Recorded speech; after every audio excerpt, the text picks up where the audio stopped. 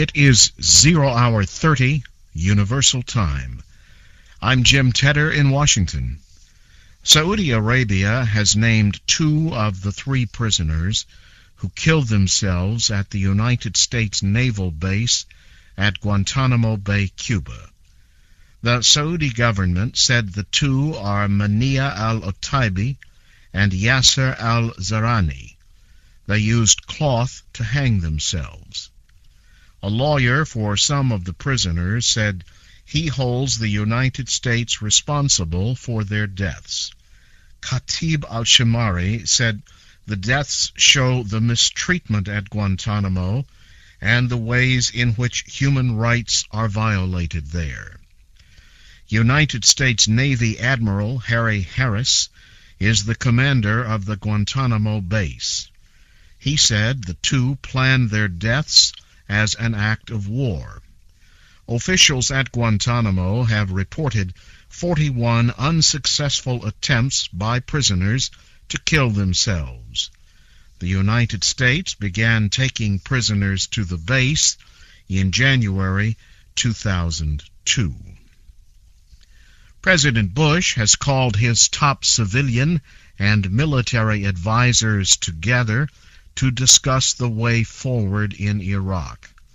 The group is expected to include Secretary of State Condoleezza Rice, Secretary of Defense Donald Rumsfeld, and the Chairman of the Joint Chiefs of Staff Peter Pace. They will meet Monday at the Presidential House at Camp David, Maryland. On Tuesday, the talks will expand through video technology to include the United States Ambassador to Iraq and the top United States commander there, General George Casey. The terror group Al-Qaeda in Iraq says it will carry out large attacks following the killing of its leader, Abu Musab al-Zarqawi. A statement from the group appeared on the Internet. It said that future attacks will shake the enemy like an earthquake. The American military commander in Iraq told reporters that United States forces will be prepared for more attacks from Al-Qaeda. Also in Iraq, police say 5 Iraqis were killed as British soldiers and resistance fighters clashed in the southern city of Al-Amara. Officials say the soldiers were searching for rebels who fired rockets at a British military base.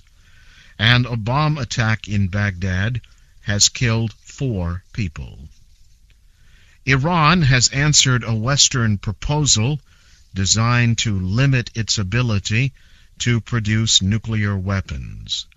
A foreign ministry spokesman told reporters in Tehran that some parts of the plan are acceptable, but other parts are not.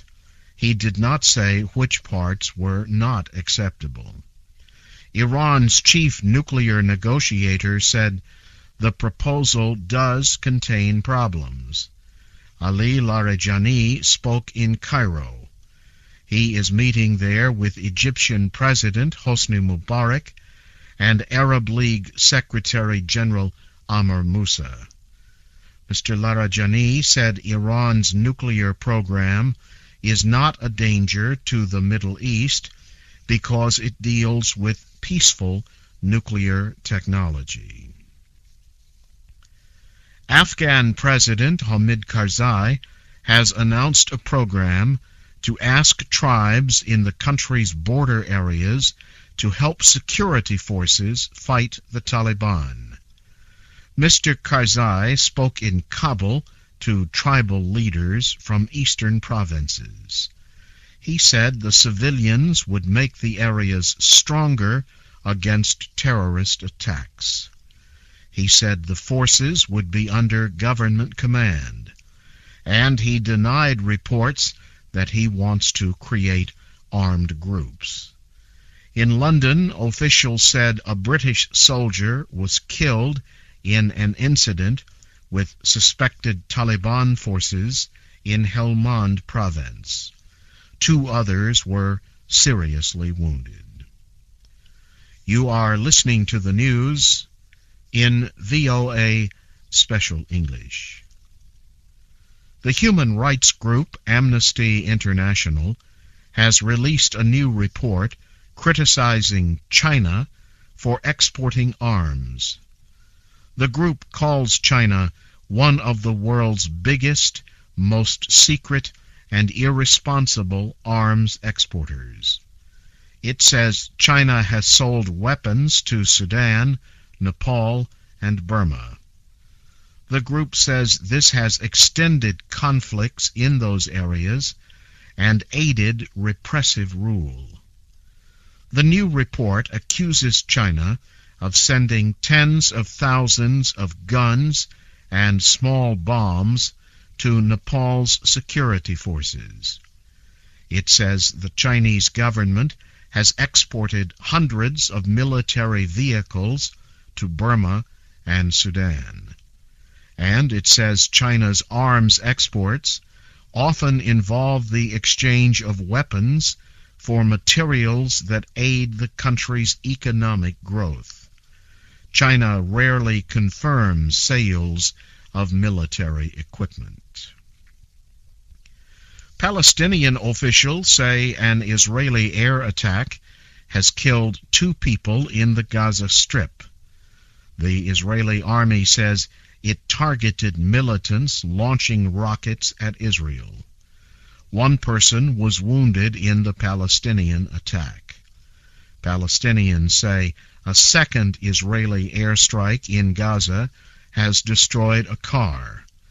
The passengers in the vehicle escaped. Those killed in the first Israeli airstrike were members of Hamas. The Palestinian group fired rockets at Israel on Saturday. It was the first such attack in more than a year. It followed an explosion Friday that killed 8 Palestinian civilians on a Gaza beach. Palestinians blame Israel for the shelling. Israel is investigating if a broken shell may have caused the incident. More than 1,000 people have taken part in a protest demonstration against Iranian President Mahmoud Ahmadinejad in Nuremberg, Germany. Protesters waved Israeli flags and denounced the Iranian leader's threats against Israel. Police said the protest was peaceful. It was organized by local Jewish people and German labor unions. World leaders have criticized the Iranian president for saying that Israel should be destroyed and for denying that millions of people were executed by Nazi Germany during World War II. In sports news, Portugal has defeated Angola in a World Cup football match played in Cologne, Germany. The score was 1-0. Earlier, Mexico defeated Iran by a score of 3-1 in their World Cup match played in the German city of Nuremberg.